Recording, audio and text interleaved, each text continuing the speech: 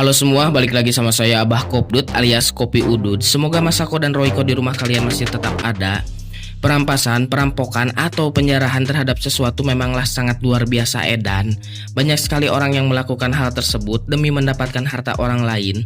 Tidak hanya mengambil atau menjarah, tetapi bisa saja membantai si pemilik harta. Di dunia nyata, hal tersebut sering terjadi kepada manusia khususnya di jalan. Penjarahan tersebut sering disebut dengan begal atau bajing luncat. Namun di dunia One Piece, penjarahan selalu diakibatkan atau disebabkan oleh para bandit peot kawani seperti Higuma. Selain para bandit, penjarahan selalu dilakukan oleh para bajak laut.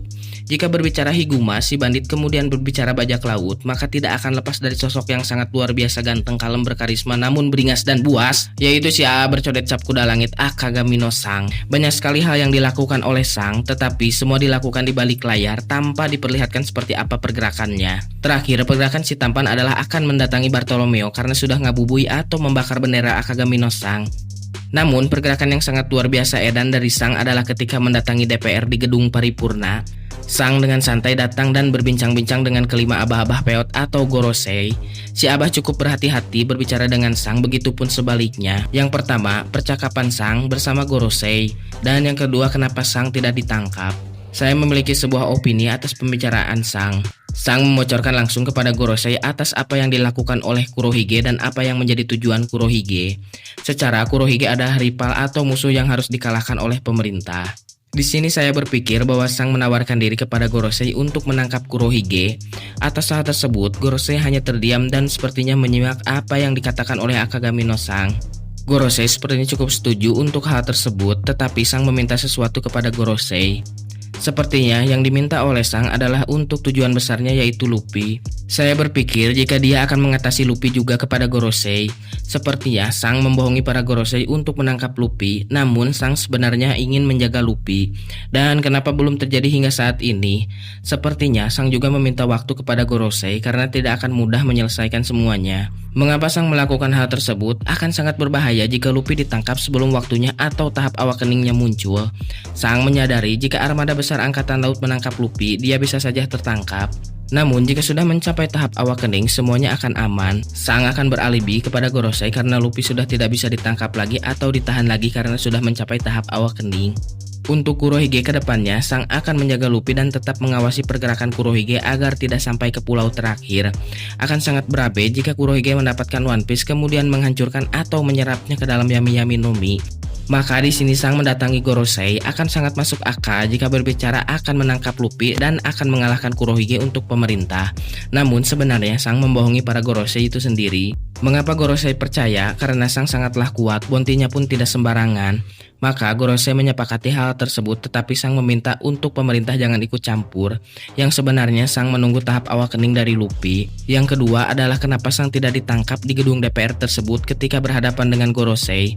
Di sini saya memiliki sebuah opini atas hal tersebut. Saya berpikir jika Sang datang ke kastil tersebut sendirian, namun tidak jauh dari kastil tersebut armada bajak lautnya menunggu di luar. Gorosei di sini cukup hati-hati agar tidak terjadi konflik. Gorosei cukup bijak karena jika Akagami no Sang ditangkap di gedung DPR yang sangat korup itu, maka akan sangat berbahaya. Sang bisa saja mengamuk di tempat tersebut dengan bebas. Kemudian yang dilawannya adalah 5 abah Gorosei. Saya yakin Sang tidak akan takut. Sang mendatangi tempat tersebut dengan penuh perhitungan dengan wakilnya, yaitu Ben Beckman. Jika Gorosei menangkap dan terjadi pertempuran bersama Sang, maka armada bajak lautnya akan langsung menyerang gedung paripurna. Kita harus ingat bahwa armada bajak laut Akagami sangatlah luar biasa banyak. Sang dijuluki sebagai bos besar yang memiliki jumlah pasukan yang bukan main-main. Memang kita selalu diperlihatkan bahwa Sang selalu berpergian membawa kru intinya saja. Tetapi jika Sang meminta pasukannya untuk datang, mereka akan dengan senang hati membantu bajak laut Akagami no Sang. Perang besar akan terjadi di gedung paripurna layaknya Marineford. Dan yang sangat terpenting, jika perang tersebut terjadi, Sang mengamuk yang akan berbahaya adalah diketahuinya keberadaan Im Sama oleh banyak orang. Otoritas tertinggi dunia adalah Sang Maharaja Kegelapan Poek, yaitu Im Sama. Tidak ada yang tahu soal Im Sama dan hanya Sabolah kemarin yang mengetahuinya. Akan sangat berbahaya jika Im Sama diketahui dunia. Maka opsi untuk Gorosei adalah adalah dengan bijak menanggapi ucapan Akagami no Sang dan membiarkan dia melakukan apapun sesukanya. Di sini yang terpenting tidak terjadi kekacauan di tempat tersebut. Gorosei cukup hebat menanggapi Akagami no Sang saat pertemuannya dan sekaligus melindungi tempat tersebut beserta menyembunyikan eksistensi dari Im Sama. Jadi gimana menurut kalian? Tulis pendapat kalian di kolom komentar, dan buat yang request sok aja lah nanti sama saya dibahas. Ya, jadi seperti itulah menurut saya. Maka kalau misalkan si Sang ini kan datang ya ngobrol sama si Gorosei, yang penting mah si Akagami no Sang ini nggak ribut lah di tempat tersebut. Kalau ribut yang jadi masalah nanti armada bajak lautnya bakal berdatangan. Dan yang terpenting masih Im Sama ya, kalau ketahuan sama dunia akan sangat berbahaya gitu. Tapi di sini teh saya yang sangat bingung teh, kenapa si Im Sama mau hidup sendirian gitu di tempat tersebut dan memiliki emang sih tahta dunia teh milik si Im Sama gitu. Tapi kalau hidup sendirian gitu mah tuh nikmatnya apa ya? Kalian juga ngerti meren maksud saya. Nggak ada teman, cuman si Gorosei dan memerintah aja gitu. Nggak ada hidup teh mana gitu. Nggak ada hidup percuma gitu. Tahta tinggi, harta banyak juga kalau misalkan nggak senang mah. Tapi mungkin ya itu cuman pemikiran saya lah. Ya kalian juga punya pendapat sendiri lah. Itu cuman opini, bisa saja benar, bisa saja salah ya. Ya udahlah, karena tenggorokan saya ini teh sudah kering, pingin ngopi sama udud lah. Ya udahlah, salam sejahtera, korong ngambai ngabarabai, goodbye, dadah.